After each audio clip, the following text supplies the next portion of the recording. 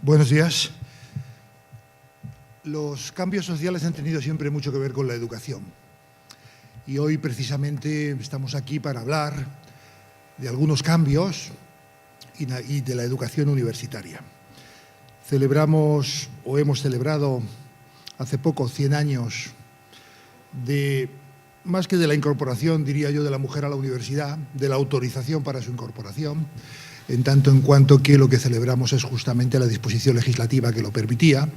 El proceso desde entonces ha sido largo y complejo y quisiera darles la bienvenida a esta jornada con un título que es autoexplicativo, Las mujeres en la universidad, un siglo de vida, y que a lo largo del día nos va a permitir considerar o analizar ese siglo y extraer seguramente algunas conclusiones que nos permitan proyectar hacia el futuro algunas ideas en función de un programa preparado al efecto, en donde personas distinguidas que algo saben de lo que vamos a hablar, pues tendrán la oportunidad de compartir con todos ustedes, como digo, sus reflexiones, sus ideas y con su contribución directa.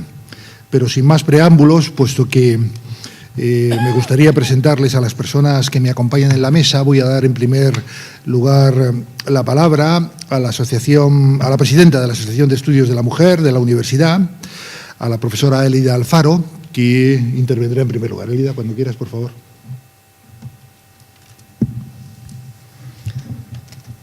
Buenos días. En nombre de la Asociación de Estudios sobre las Mujeres que aquí represento, quiero, en primer lugar, manifestar nuestra satisfacción por la celebración de estas jornadas en nuestra universidad. Una universidad que tiene una composición mayoritariamente masculina en profesorado y en alumnado y, evidentemente, no por su culpa, sino por el tipo de estudios que alberga. Las ingenierías, la arquitectura y el deporte son ámbitos profesionales identificados tradicionalmente con los quehaceres masculinos y eso todavía pesa a la hora de la elección de los estudios universitarios por parte de las mujeres.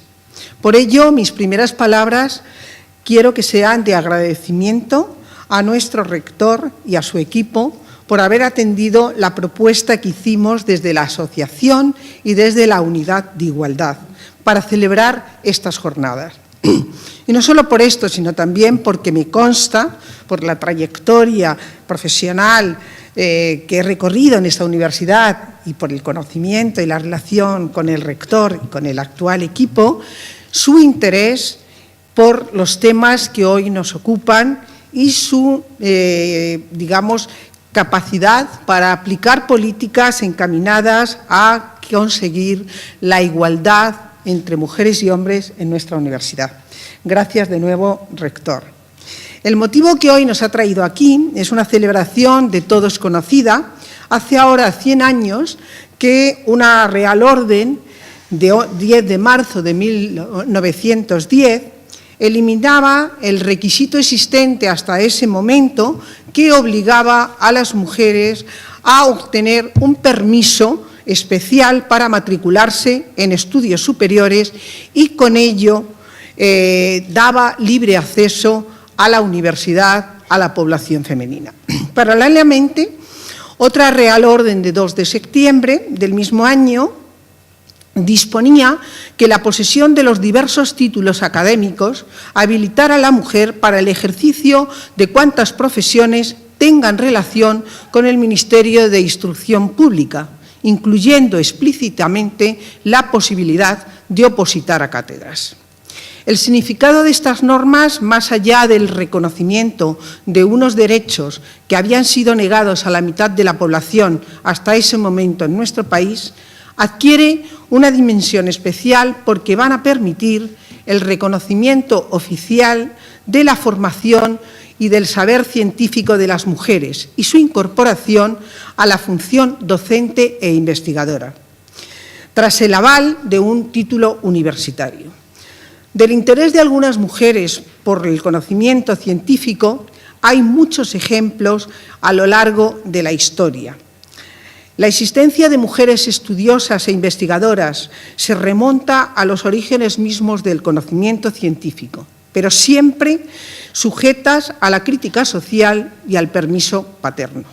Incluso cuando surgieron las primeras universidades, éstas asimilaron la cultura androcéntrica y misógina de la época y mantuvieron una oposición abierta a la entrada de mujeres. Así lo refleja un decreto de 1367 del claustro de profesores de la Universidad de Bolonia, que incluía en sus estatutos una prohibición expresa para los profesores de admitir mujeres en el recinto universitario, con la amenaza de ser castigadas severamente por el rector si incumplían esta norma.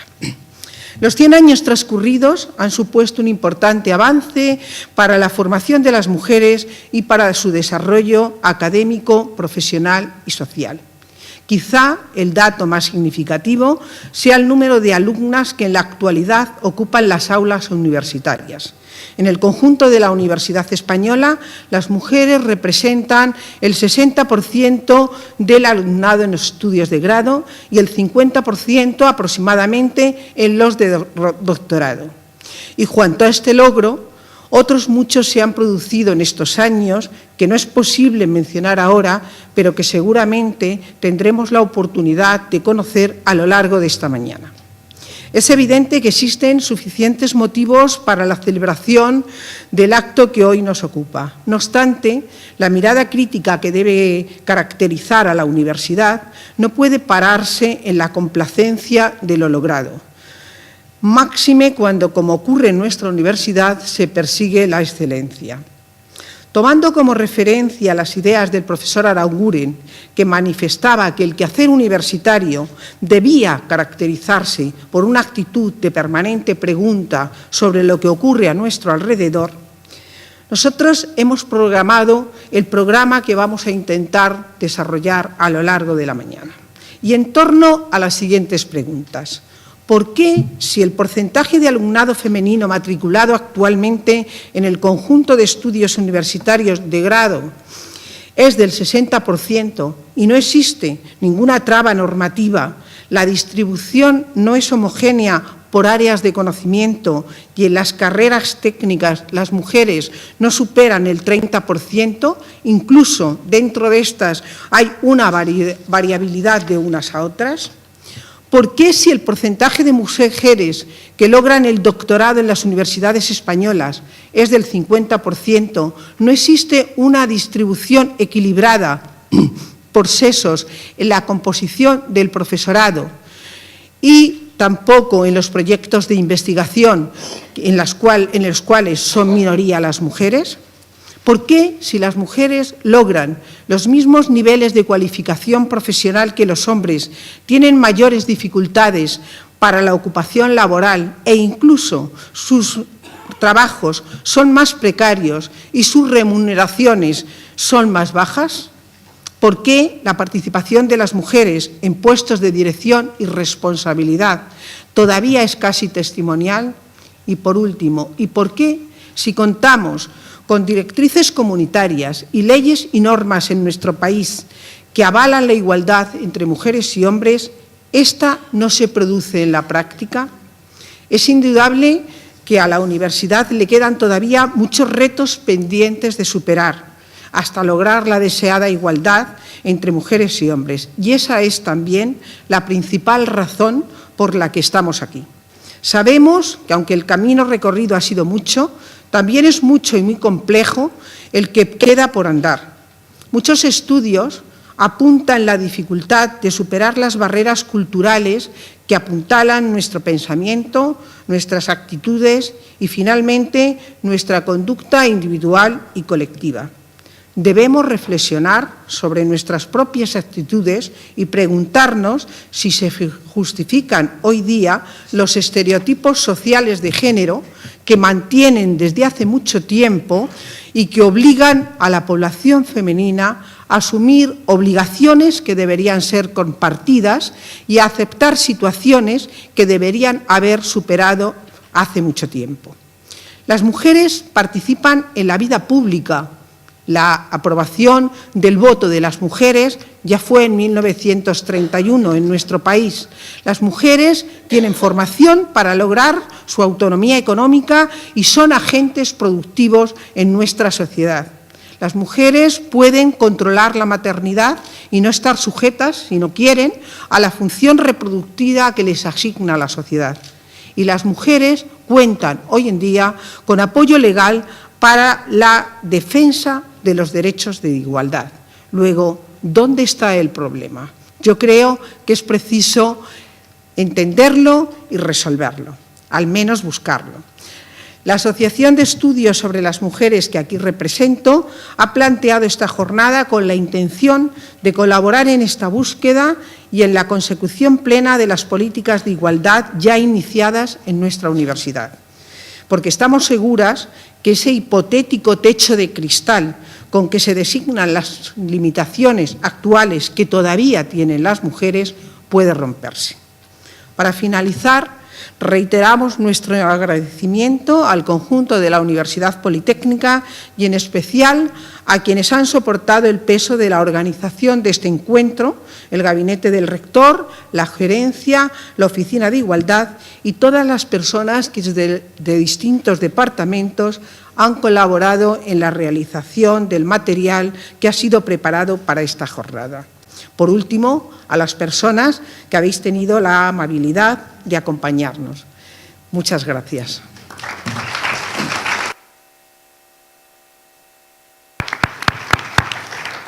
Muy bien, muchas gracias.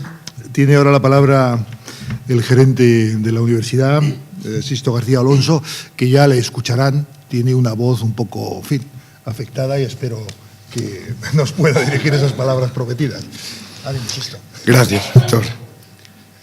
Buenos días, señor rector magnífico de la Universidad Politécnica de Madrid, señora doña Margarita Salas, doña Elida Alfaro, doña Inés Sánchez, señora secretaria general de la universidad, señora directora de coordinación de campus, jefe de gabinete del rector, defensora universitaria, directoras de centros y directores. Quiero decirles a todos los asistentes a esta jornada sobre la mujer en la Universidad Politécnica de Madrid que desde el primer momento en que doña Paloma García Maroto planteó la idea de celebrar una jornada abierta sobre las mujeres en la universidad, a todo el equipo rectoral nos pareció una idea excelente, convirtiéndose el propio rector en el primer impulsor de la misma. Baste como prueba de ello no solo su presencia en este acto inaugural, sino el lugar donde estamos celebrando esta jornada, que es el propio Paraninfo de la universidad, el lugar donde se celebran los actos más importantes de la universidad y también la sede de la reunión de su propio Consejo de Gobierno. A lo largo de la mañana vamos a asistir a una serie de ponencias en las que se tratarán temas sobre políticas de género en ciencia y tecnología, las políticas universitarias en relación con la mujer desde una perspectiva internacional. Asistiremos también a la presentación de la Asociación del Estudio de las Mujeres UPM, ASEM, y de la Unidad de Igualdad de la UPM. Por último, aproximadamente sobre las 13 horas, dará comienzo una mesa redonda sobre la igualdad efectiva entre mujeres y hombres en la universidad del siglo XXI, en la que se producirán intervenciones sobre la implicación de la Ley de Igualdad en el ámbito universitario, programas de incentivación de las vocaciones científicas y tecnológicas entre jóvenes, el desarrollo docente e investigador de las mujeres en el ámbito universitario y finalizará con la proyección profesional de las mujeres en el campo de la arquitectura, la ingeniería y el deporte. Es importante resaltar el reconocido prestigio de todas y cada una de las personas que van a intervenir a lo largo de esta jornada. Por último, y dado que, como han podido comprobar y ha señalado el rector, el estado de mi voz no es precisamente el más adecuado para lo que estoy haciendo, como vamos a tener una mañana bastante intensa, quiero terminar agradeciendo su presencia en estas jornadas. Muchas gracias.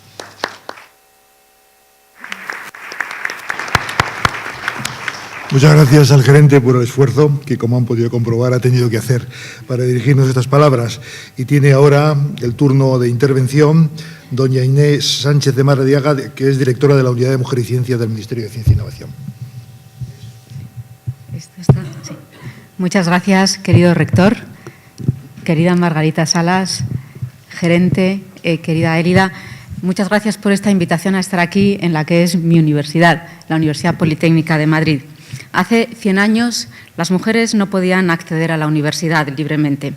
Teníamos vetado el acceso a la institución universitaria, no teníamos el derecho.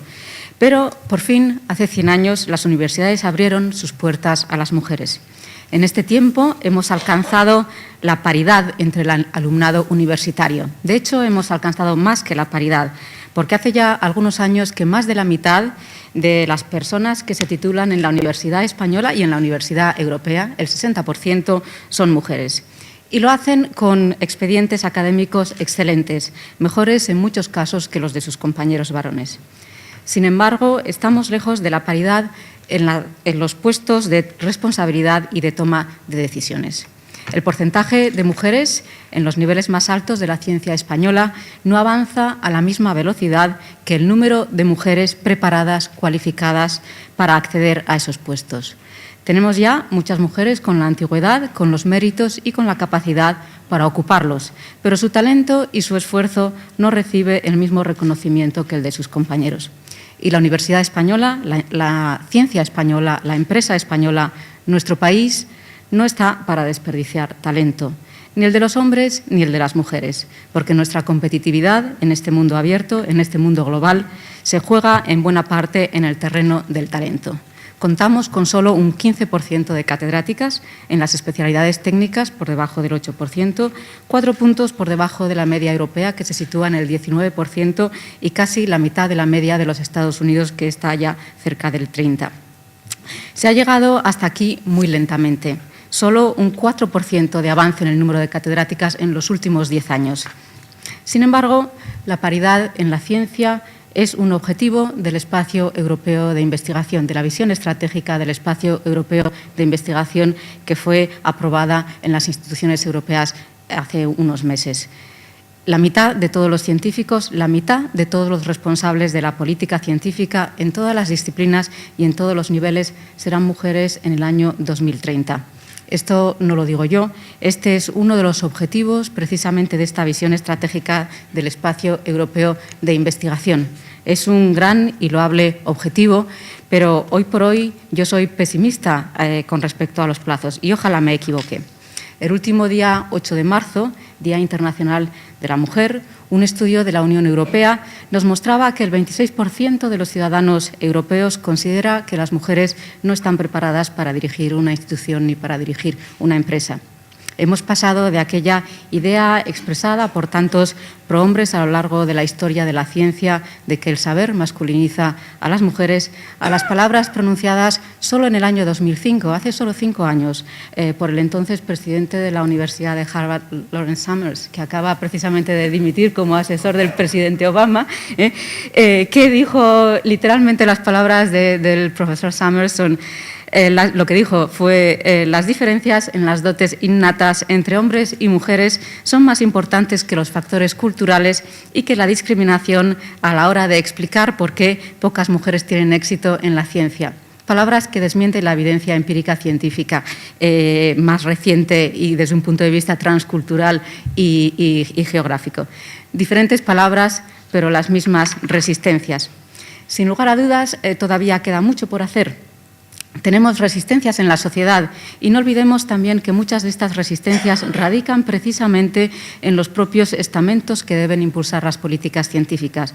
Por esto, la política de género en la ciencia es una prioridad del Gobierno de España, una prioridad que en Europa apunta a este horizonte del año 2030 para establecer una paridad en el conocimiento.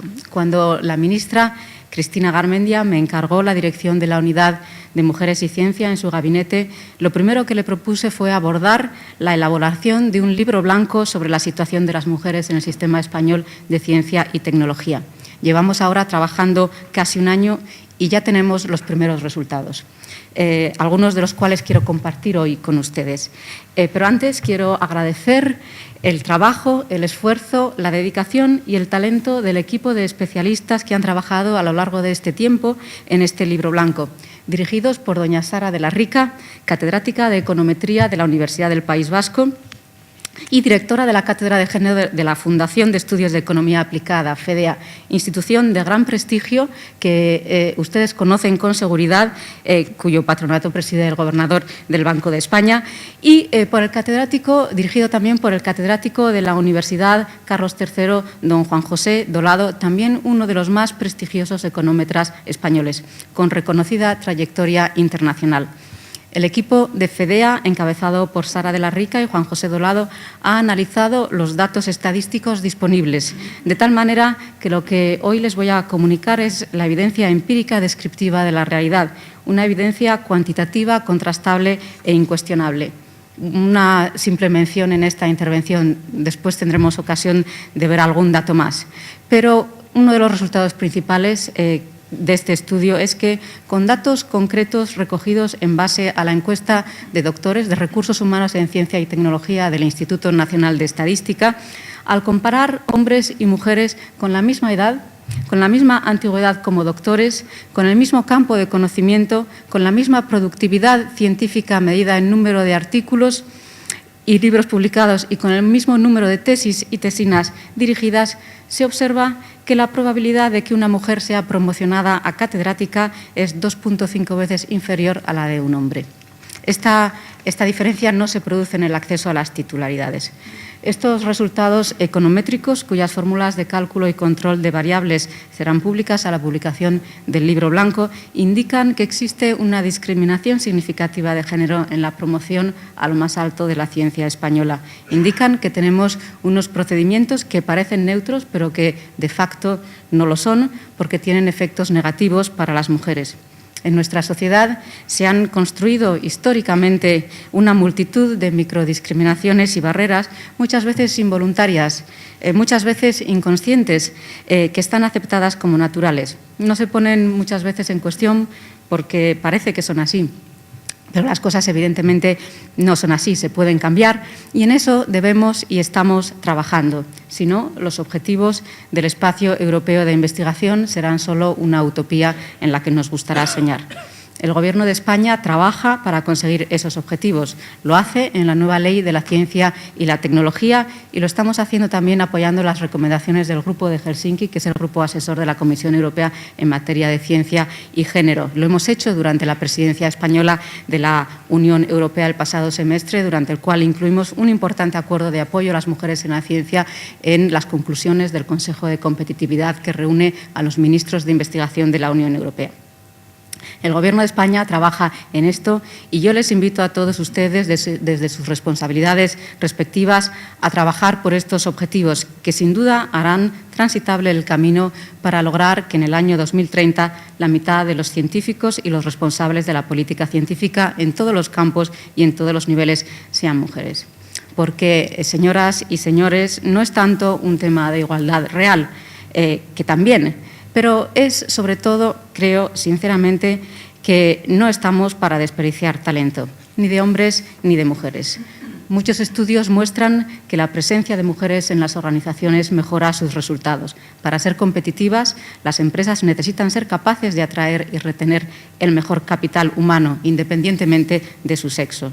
Los nuevos empleos en el sector tecnológico necesitan cada vez más personas que sumen capacidades y habilidades interpersonales a los conocimientos técnicos, porque además las mujeres toman las decisiones de consumo familiar en el 80% de los casos, pero el 90% de los productos y servicios son diseñados por hombres que no siempre son conscientes de las diferencias de género en el uso de estos productos y servicios. Más mujeres en el sector tecnológico significará una mejor adaptación de los resultados de la transferencia de tecnología y una mejor adaptación a las necesidades diversas de los usuarios. Contribuirá a promover la innovación dirigida al usuario y a abrir nuevos mercados. La diversidad de género también produce mejores decisiones porque la variedad de opiniones, de trayectorias personales y estilos de pensamiento contribuye a mejorar los resultados en la toma de decisiones. Y además, la diversidad de género mejora también la imagen de las instituciones. Una institución en la que no hay o hay pocas mujeres en puestos de visibilidad parece desconectada de la sociedad, parece alejada de la realidad social en la que se inserta y a la que sirve. La escasa presencia de mujeres en los puestos de máxima responsabilidad es un despilfarro de talento que el país no se puede permitir. Hace 100 años el reto fue conseguir la paridad, fue conseguir la igualdad ante la ley, la igualdad en el acceso. Este es ahora nuestro reto, el acceso a los puestos de responsabilidad. Suprimir los sesgos y barreras que hoy impiden el reconocimiento del mérito en igualdad de condiciones.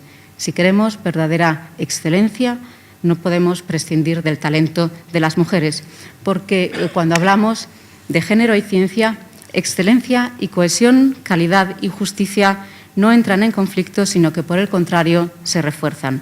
No tendremos la mejor ciencia y la mejor tecnología sin una mejor representación de las mujeres. Muchas gracias por su atención.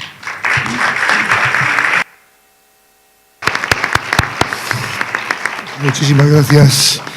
Y ahora tiene la palabra Margarita Salas, doña Margarita Salas, que no necesita muchas presentaciones porque creo que es una persona suficientemente conocida. En cualquier caso, decirles que tiene, como es natural, en su trayectoria profesional dedicada a la investigación, un currículum, que no voy a, por supuesto, mencionarles. Es también, quiero decirles, doctora honoris causa por esta universidad, y le agradezco especialmente que esté aquí con nosotros porque me consta que siempre que hemos requerido de su presencia en esta casa, y me consta que en otros muchos foros donde tengo la ocasión de verla participar, siempre ha estado muy activa en todas estas cuestiones y, por lo tanto, Margarita, muchas gracias por tu presencia y gracias por estar con nosotros. Muchas gracias, rector. Querido rector, señor gerente, querida Elida, querida Inés, amigas y amigos. En primer lugar, quiero dar las gracias al señor rector por su invitación para participar en la inauguración de esta jornada sobre la mujer en la universidad, un siglo de vida. Es realmente para mí un honor y un placer el poder participar en este acto. Como ya se ha dicho, el comienzo del curso 1910-1911 supuso el acceso libre de la mujer a la universidad. Hay que señalar que junto a mujeres de la talla de Concepción Arenal y Emilia Pardo Bazán, quienes lucharon por la incorporación de la mujer a la universidad, hubo también hombres como Fernando de Castro o Francisco Giner de los Ríos, quienes habían defendido la educación de las mujeres como factor importante para el desarrollo de España. Yo me incorporé a la universidad en el año 1955, es decir, 45 años después de la fecha que hoy celebramos. Realicé la licenciatura de Ciencias Químicas en la Universidad Complutense de Madrid y tengo que decir que ya en esa fecha el número de mujeres en mi curso era alrededor del 33%, un número considerable. Muchas veces me han preguntado, ¿tú serías la única mujer en tu curso? Y digo, no, éramos muchas mujeres ya. Quizás era la tercera facultad en porcentaje de mujeres, después de Filosofía y Letras y Farmacia, dos licenciaturas típicamente femeninas. Otra facultad, la de Biología, que también ha sido típicamente femenina, realmente había muy pocos alumnos en esta facultad y eran evidentemente mujeres y también había curas y monjas, pero había como una docena de estudiantes. Pero, sin embargo, es cierto que en otras facultades y escuelas superiores el número de mujeres era todavía muy escaso en la década de los 50 y los 60. Como ya se ha constatado, en los últimos años el panorama ha cambiado drásticamente. Las mujeres ya son mayoría en la Universidad Española, aunque todavía hay algunas excepciones, como precisamente en la Universidad Politécnica, donde, por ejemplo, el porcentaje en la Escuela Técnica Superior de Telecomunicaciones es de tan solo del 26%, según datos que me han dado. Si bien en la Escuela de Agrónomos se cumple, y en Arquitectura se cumple el porcentaje de más del 50% de mujeres. Por otra parte, en facultades que habían sido típicamente masculinas, como por ejemplo Medicina, hay hoy día pues, más del 75-80% de mujeres. Y aquí cabe hacernos una reflexión. ¿Por qué hay tantas mujeres en Medicina? Quizás porque tienen una nota de acceso, la Facultad de Medicina tiene una nota de acceso muy alta y es un hecho comprobado que las mujeres son las que obtienen las notas más altas en las enseñanzas secundarias y en el bachillerato. Sin embargo, frente a esta nota positiva hay que resaltar que hasta hace poco la mujer solo ocupaba el 35% de las plazas de profesor titular y el 15% de las cátedras, aunque, por ejemplo, datos recientes de la Escuela de Agrónomos indican que las mujeres ya ocupan el 41% de las plazas de profesora titular y el 26% de las cátedras. Frente a esta nota positiva hay otra nota negativa en que solamente 10 de los 74 rectores actuales son mujeres. Ninguna mujer ha sido presidenta del Consejo Superior de Investigaciones Científicas y en las Reales Academias Nacionales el porcentaje de mujeres no supera el 5%, habiendo academias que todavía no tienen ninguna mujer como académica numeraria. Yo he tenido el honor de haber sido la primera mujer nombrada doctora honoris causa por esta universidad, por la Universidad Politécnica de Madrid, en el año 2000, con el laudatio a cargo de la profesora de la Escuela de Agrónomos, Pilar Carbonero. Al buscar los datos para pronunciar estas palabras, ha sido una sorpresa para mí el constatar que hasta la fecha no haya sido nombrada ninguna otra mujer doctora honoris causa por esta universidad, si bien, según me ha comentado el rector antes, hay una mujer nombrada pero que no ha tomado posesión todavía, de la Escuela de Montes, ¿no? Eso es. Pero tampoco ha habido, según los datos que he recabado, tampoco ha habido ninguna otra profesora de la Universidad Politécnica que haya realizado el laudatio de ningún doctor honoris causa, doctor o doctora honoris causa. Estoy segura que la Universidad Politécnica de Madrid, al haber impulsado esta jornada, va a empezar a incorporar mujeres como doctoras honoris causa, pero no porque haya que cumplir unas cuotas, sino porque realmente haya muchas mujeres que se merecen figurar como doctoras honoris causa por esta universidad. Yo soy optimista, quizá a diferencia de Inés, y teniendo en cuenta el elevado número de mujeres que se incorporan a la universidad, en un futuro no muy lejano, quizás en el año 2030, la mujer ocupará en el mundo profesional en general y en la universidad en particular el puesto que le corresponda de acuerdo con su trabajo y con su capacidad. Muchas gracias.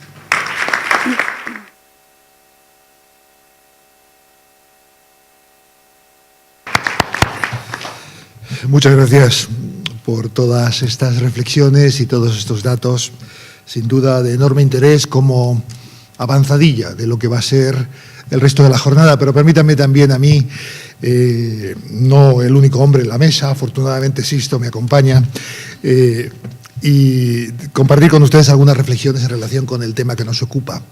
Miren, yo cuando reflexiono intento plantearme cuáles son las cuestiones o los elementos esenciales que han caracterizado la segunda mitad del siglo XX, que acabamos de finalizar hace unos pocos años.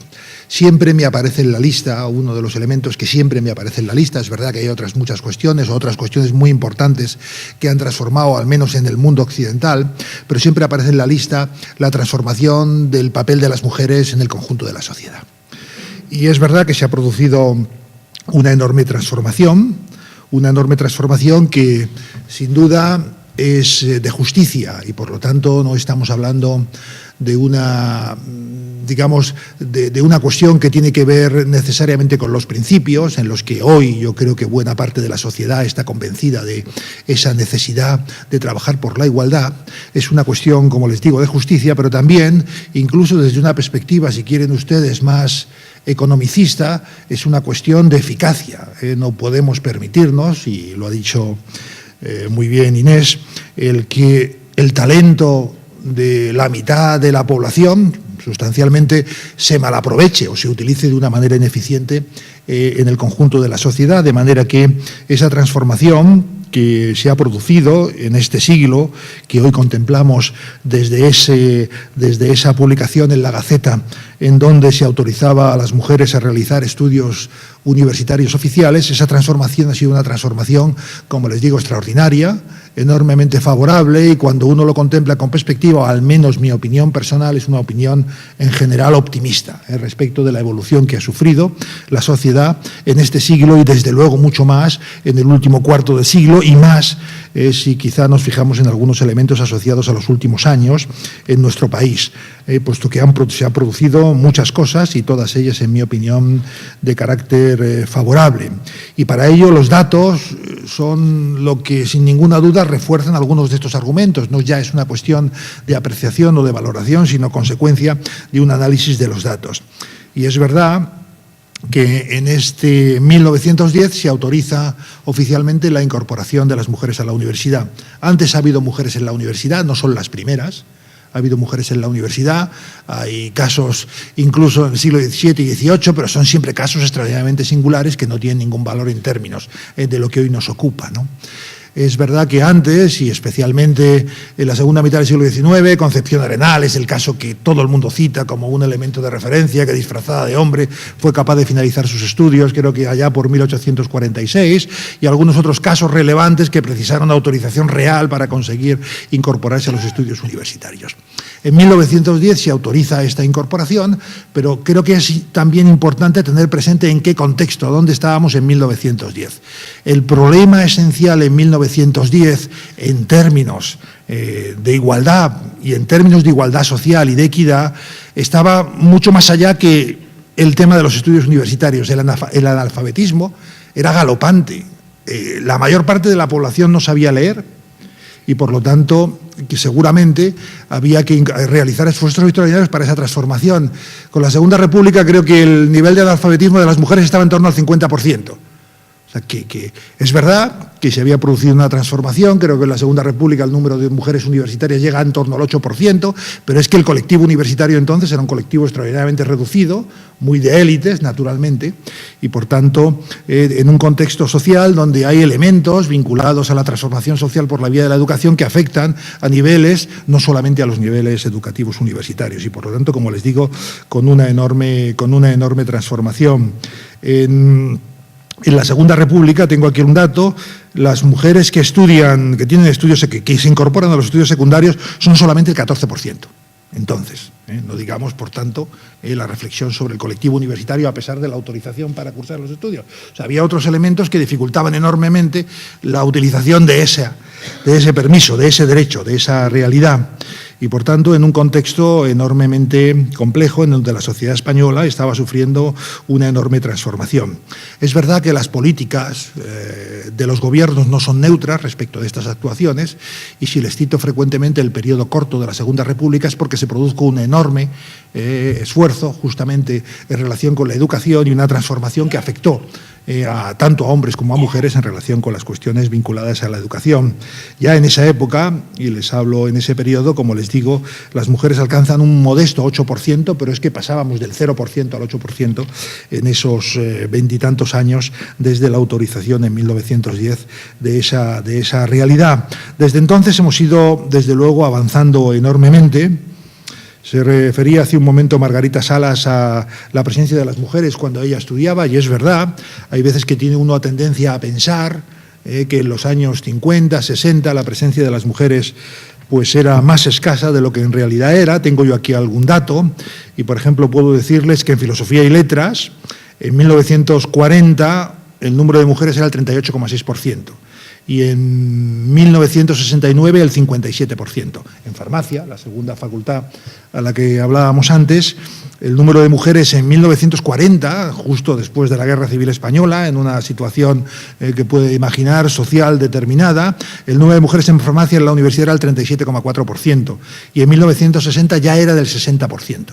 En esas. Es verdad que en otras la realidad era bien distinta. Yo, como saben ustedes, o muchos de ustedes saben, soy ingeniero industrial y puedo asegurarles, yo me incorporo a la universidad después, en 1971, y el número de mujeres pues era un número muy escaso, muy reducido. Podría decir los nombres de las que en aquel momento estaban en la escuela, lo podría decir con nombres y apellidos.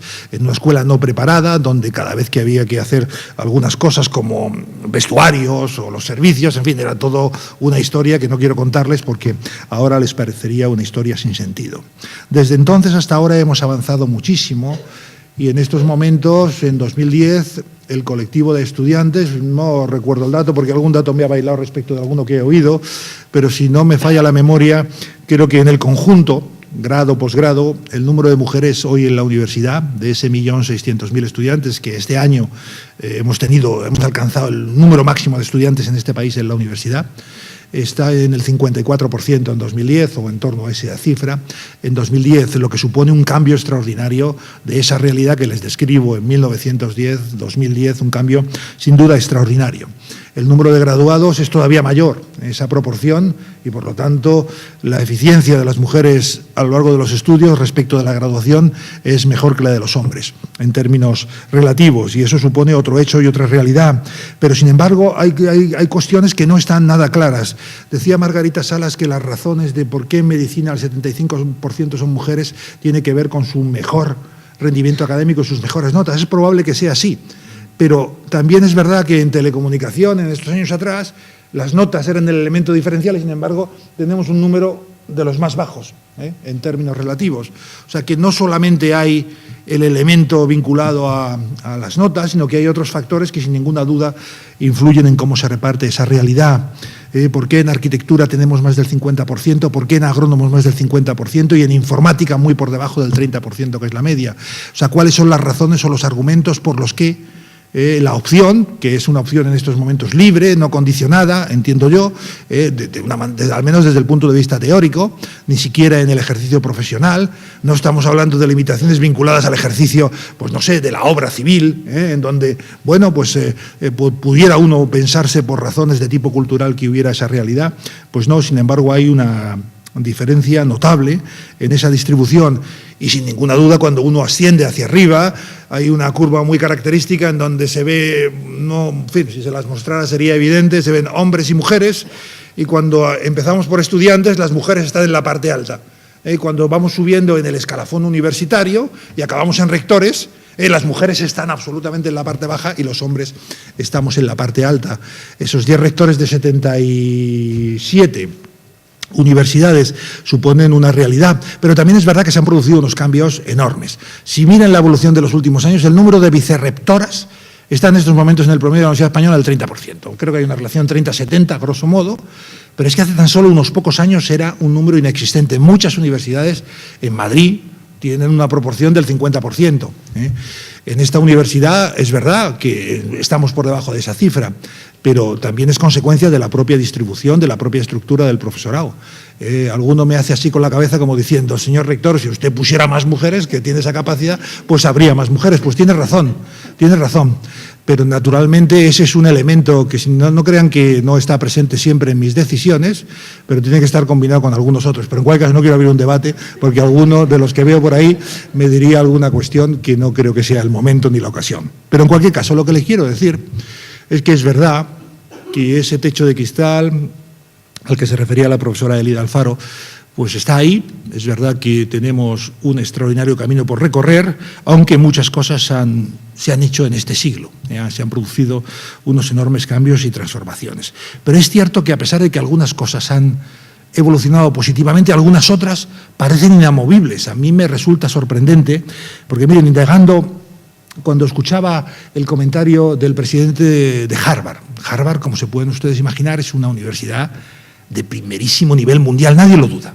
El nivel académico, La capacidad de las personas que se incorporan a su claustro de profesores es extraordinaria. La elección del presidente, no crean ustedes que eligen a cualquier patán, de cualquier manera, capaz de decir algunas de las cosas que dijo. Pero, sin embargo, se produce una afirmación de esas características hoy en el año 2000, no sé cuándo lo dijo, 2005, en 2005, hace unos años, que le costó el puesto, por cierto, y con razón, en 2005. Si uno revisa, en 1911, es decir, solo un año después de la efemérides que hoy conmemoramos en esta jornada, también en los Estados Unidos, un profesor entonces, hace un siglo, en Columbia, que también forma parte de ese conjunto de universidades de referencia en el mundo, en Columbia, editor de una revista que llevaba entonces un nombre curioso, que hoy, no, en fin, hoy me produciría sonrojo, pero se llamaba American Men of Science. American Men of Science. Es los hombres americanos de la ciencia. Los hombres americanos de la ciencia. En esta revista, él, el editor, un profesor de Columbia, puedo darle su nombre por si quieren ustedes acordarse de qué cosas decía este hombre, Jack McKean-Cattell, decía entonces, estaba convencido de que la baja proporción de mujeres en la ciencia, en aquella época, que pueden imaginarse cuál era la situación relativa comparada con la de hoy, era debido esencialmente a cuestiones de carácter genético. Decía que la genética de las mujeres las hacía peor preparadas para la ciencia. Y hubo un debate social, como se pueden imaginar, y datos de muchas personas que refutaron aquel argumento en aquel momento, y de alguna forma esta persona se desdijo de aquello, y de alguna forma dejó de argumentar aquella cuestión. Pero ¿saben ustedes cuánto tardó en cambiarse el nombre de la revista? Pues hasta 1971 ha sido llamándose American Men of Science, hombres americanos de la ciencia, a pesar de aquel debate en 1911. Y hoy, 2005, en Harvard, un siglo después, pues todavía estamos en algunas de estas cuestiones que sin ninguna duda pues representan que hay resistencias de carácter cultural vinculadas al pensamiento y a la manera de pensar de algunos, que afectan y que influyen en algunas de las dificultades de esas microbarreras, de esas microdiscriminaciones, de esas microcosas que sin ninguna duda están ahí presentes. Yo lo que creo es que, sin ninguna duda, yo soy optimista, como Margarita Salas, en la evolución. Es verdad que en todo esto, como siempre, el ritmo en el que se producen los cambios, el ritmo con que se producen las cosas, está sujeto a opinión. Uno puede pensar que las cosas cambian deprisa y otros pueden pensar que cambian a ritmo, a cámara lenta. Y en ese debate cabe, desde luego, posicionarse como uno buenamente quiera. Esto no hace falta demasiada justificación para tomar una posición respecto del ritmo en que se producen los cambios y las transformaciones. Pero lo que resulta imprescindible, en mi opinión, es analizar la cuestión, debatir la cuestión, poner encima de la mesa el porqué de las cosas, intentar entender cuáles son las razones y los mecanismos, una vez que, en buena medida, las restricciones de carácter legal, esa igualdad de género ante la ley, es un hecho hoy indiscutible en el mundo occidental, sin ninguna duda, y por tanto, en todo caso, se trata de interpretar los argumentos y las razones que nos hacen no avanzar suficientemente rápido en algunas de esas transformaciones a las que antes nos referíamos, y me refiero al hecho de que, si bien en la gama baja, en los niveles de responsabilidad, hemos conseguido unos avances a un ritmo pues bastante alto en los últimos decenios, en los niveles altos de responsabilidad ese ritmo está mucho más atenuado por diferentes causas y por diferentes razones. Y a partir de ahí, el debate sobre las medidas a tomar. Y no les engaño que hay una discusión importante en todos, entre las mujeres y entre los hombres, respecto de las medidas, los elementos de discriminación positiva o favorable, si tiene sentido tomarlas o, en todo caso, hay que trabajar sobre las causas indirectas que provocan estos elementos. Hay un debate, pero que en cualquier caso es un debate necesario. A mí me parece que es un debate necesario. Creo que en este país algunas de las decisiones tomadas por el Gobierno de la Nación en relación como a la Ley de Igualdad, o algunos ejemplos en la igualdad del gabinete de una manera sistemática desde el primer momento, han influido de manera decisiva sobre el comportamiento de la sociedad con carácter general y están afectando y nos están haciendo a muchos tomar conciencia de una realidad que exige de la acción Y por ello creo que una jornada como la de hoy nos exige que contribuyamos a la reflexión, con el análisis, con la seriedad, con la seriedad que exige el debate, con los datos encima de la mesa, con una discusión sobre una cuestión esencial en la que nos jugamos mucho, que, como les decía, es una cuestión de justicia, pero también es una cuestión de eficacia. Tenemos que emplear bien, tenemos que ser capaces de transformar esa realidad y aplicar ese principio de equidad, de igualdad de género que resulta imprescindible. Y por ello, pues en ese análisis y en ese trabajo se enmarca esta jornada y por mi parte ya les digo que me parece extraordinario que lo hayamos hecho aquí en la Universidad Politécnica de Madrid.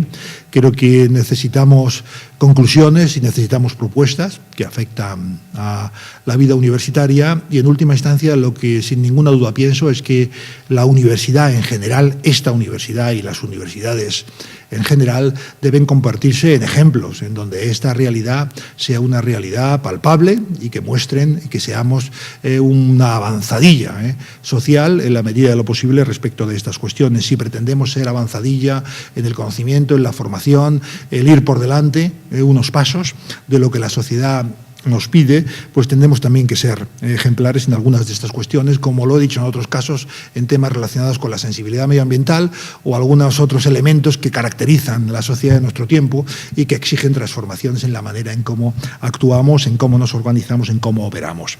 Debemos serlo o debemos intentar serlo, y para ello hacen falta análisis, hacen falta reflexión, hacen falta propuestas, y a ese propósito sirve esa jornada.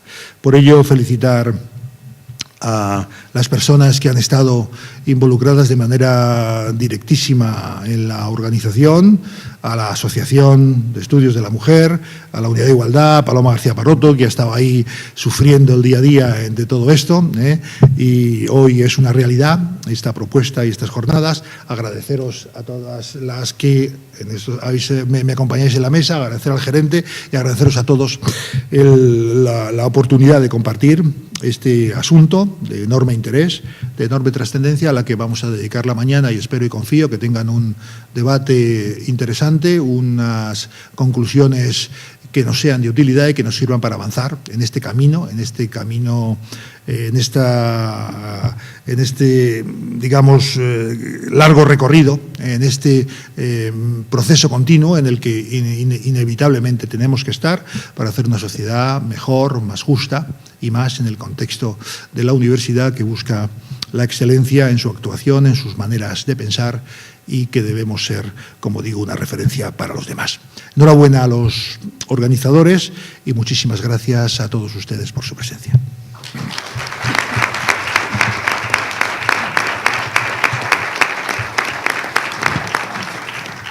Y vamos a levantar la mesa y les vamos a dejar con el programa tal y como estaba previsto.